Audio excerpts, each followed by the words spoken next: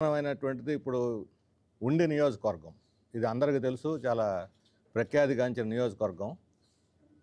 మన assembly deputy speaker Raghurama Krishnam Raju గారు ప్రాతినిధ్యం వహిస్తున్నటువంటి నియోజకవర్గం. అందువల్ల రాష్ట్ర ప్రజలందరికీ కూడా ఆ నియోజకవర్గం గురించి తెలుసు. అక్కడ ఇప్పుడు విధ్వంసకాండ జరుగుతున్నది. గత 3 మాసాల్లో దాదాపు 800 పేదల వాళ్ళ గుడిసెల్ని బుల్డోజర్లు పెట్టి అక్రమంగా, అన్యాయంగా, దుర్మార్గంగా కూల్చేశారు. ఇక ఆ విధ్వంసకాండ ఇంకా కొనసాగుతుంది, ఆగలేదు. ఇప్పటికీ కొనసాగుతున్నది. మరొక 300-400 ఇళ్ళు లేపేయటానికి నోటీసులు ఇవ్వటం, వాళ్ళకి హెచ్చరికలు జారీ చేయటం జరిగింది.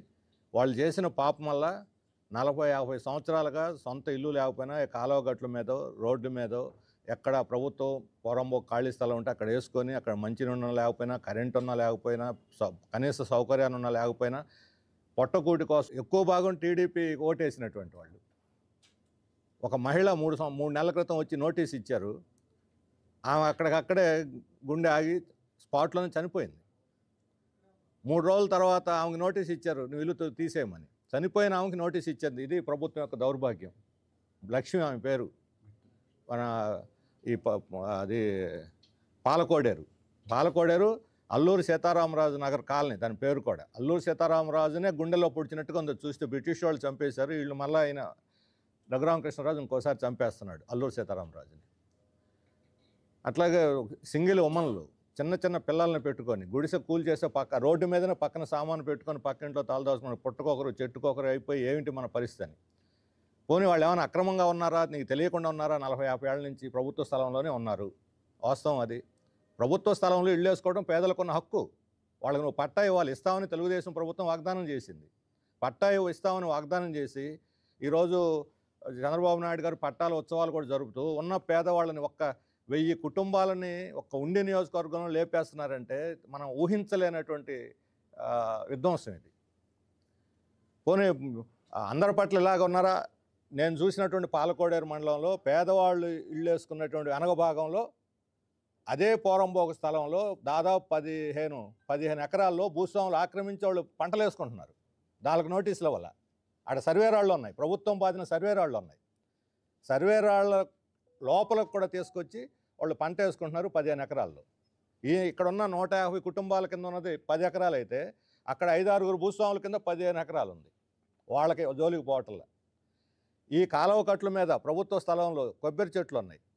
ఆ కొబ్బరి చెట్లను వాళ్ళే అనుభవిస్తున్నారు. అది పేదల హక్కు. యాక్చువల్గా పేదలకు ఇవ్వాలి అవి చట్ట ప్రకారం. వాటినన్నిటిని కూడా భూస్వాములు అనుభవిస్తున్నారు. వాళ్ళ జోలికి పోరు. ఈ రఘురామకృష్ణరాజు గారు ఏమన్నా పత్తిత్తా? ఈయనేమన్నా పవిత్రుడా? ఇప్పుడు 3 నెలల నుంచి విధ్వంసకాండ జరుగుతూ ఉంటే ఆయన నియోజకవర్గంలో ఆయన దాని మీద స్పందించాలి. ఆయన ఆదేశాల మేరకే మేము చేస్తున్నామని అక్కడికి వచ్చి బుల్డోజర్లో పట్టి వస్తున్నటువంటి అధికారులు లేదా ఉద్యోగులు చెబుతున్నారు. జిల్లాంతా కోడైకి వస్తున్నది. ఆయన నియోజకవర్గంలో ఆయనకు సంబంధం లేకపోతే వచ్చి పరామర్శించి ప్రజలకు అండగా నిలబడాలి, ఆపాలి. కానీ స్పందించడు. అసలు డిప్యూటీ స్పీకర్ పదవికి ఈయన అర్హుడా? అర్హత ఉందా ఈయనకి? ఇంత విధ్వంసకాండ చేసినటువంటి వాడికి. ఆయన ఎన్నికల్లో ఒక అఫిడవిట్ ఇచ్చాడు. ఎన్నికల అఫిడవిట్ మొత్తం పబ్లిక్ డాక్యుమెంట్ ఇది. ఎన్నికల అఫిడవిట్. ఈ ఎన్నికల అఫిడవిట్లో ఆయన మీద ఎన్ని కేసులు ఉన్నాయో చేశారు. సరే, ఉద్యమాల కేసులో, స్టేట్మెంట్ల కేసులో, ఉపన్యాసాల కేసులు మేము పరిగణలో తీసుకోవటంలా, కక్ష సాధింపుగా పెట్టుండొచ్చు. కానీ బ్యాంకులు Punjab national bank, SBI, axis bank, చెన్నైలో, ఢిల్లీలో, బొంబాయిలో, హైదరాబాద్లో అనేక చోట్ల డిఫాల్ట్. హిందూ భారత్ పవర్ కంపెనీకి ఆయన డైరెక్టరు.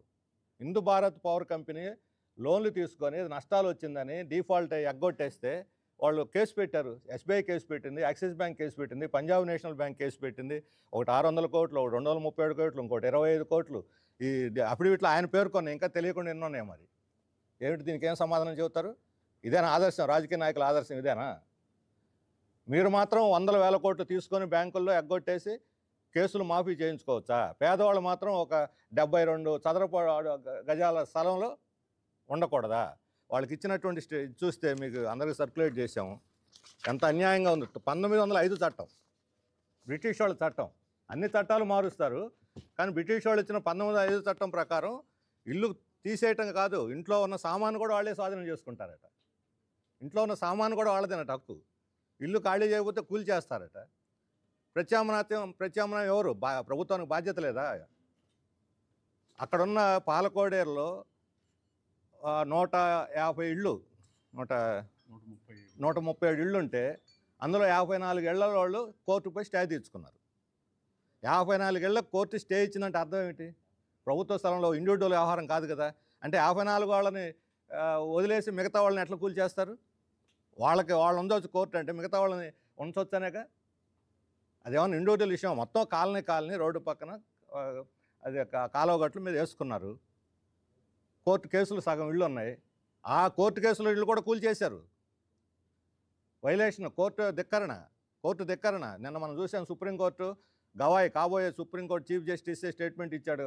మన తాడికొండ ఎంఆర్ఓ, పాత ఎంఆర్ఓ, పేదవాళ్ళ గుడిసెలు ఎలా కూల్ చేస్తే బొక్కలో తోసేస్తామని చెప్పాడు. ఉల్లంఘించాడు కోర్టు కేసుని.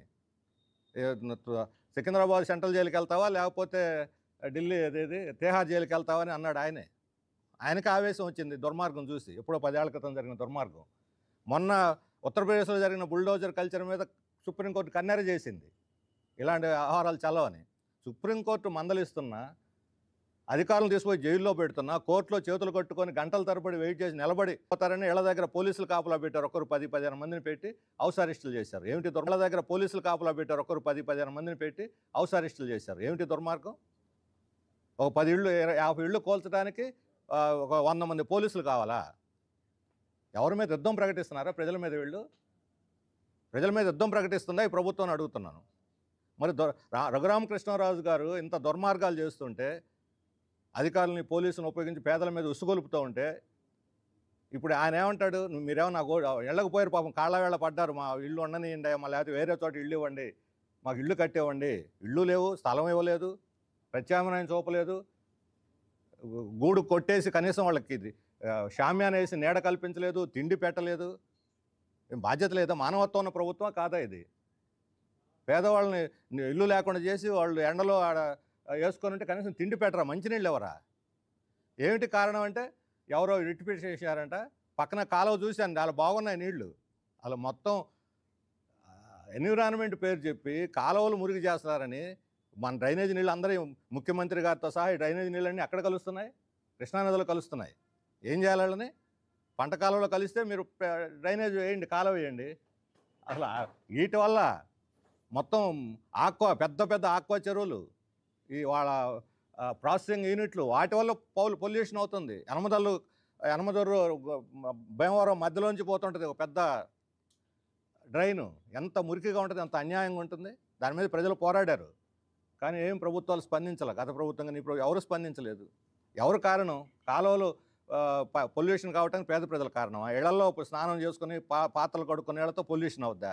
మతుందేనా ఇది? ఇలాంటి కేసులు పెట్టించి అక్రమంగా పేదవాళ్ళని లేపేయటం కోసం ఈరోజు ప్రయత్నం జరుగుతుంది. దారుణమైనటువంటి ఘటన. అందుకని రఘురామకృష్ణరాజు గారు ఇప్పటికైనా వాస్తవాలు గుర్తించి ఆయన ఈ పడగొట్టిన ఇళ్ళన్నీ మళ్ళీ తిరిగి నిర్మింపజేయాలి. ఎమ్మెల్యేగా అది ఆయన బాధ్యత. డిప్యూటీ స్పీకరు, పైగా గౌరవనీయమైన స్థానంలో ఉన్నాడు. ఆయన అంటే ఇంతకుముందు మాకు కొంత గౌరవం ఉండేది, కొన్ని ప్రజాస్వామ్య హక్కుల కోసం పోరాడుతున్నాడు అని. ఈరోజు ఆయనే ప్రజల యొక్క హక్కులను కాజేస్తున్నాడు. రావణాసురుడిలాగా వ్యవహరిస్తున్నాడు. విధ్వంసకాండ చేస్తున్నాడు. విధ్వంసకాండ పాలనకు వ్యతిరేకంగా పోరాడి మేము అధికారంలోకి వచ్చిన ప్రభుత్వంలో ఇంత దారుణమైన విధ్వంసకాండ ఎలా చేస్తారు వాళ్ళు? దానికి డిప్యూటీ స్పీకర్ నాయకత్వం వహించడం ఏంటి? ఆయన మొత్తం దీన్ని అంతా కూడా తిరిగి పునర్నిర్మించే బాధ్యతని రఘురామకృష్ణరాజు గారు తీసుకోవాలి. లేకపోతే మేము దీన్ని తీవ్రమైన ఉద్యమంగా మారుస్తాం, రాష్ట్రవ్యాప్త ఉద్యమం కూడా మారుస్తాము. ఆయన రాజకీయంగా ఆయన బోన్లో నిలబెట్టేటువంటి పని మేము చేయాల్సి వస్తుంది.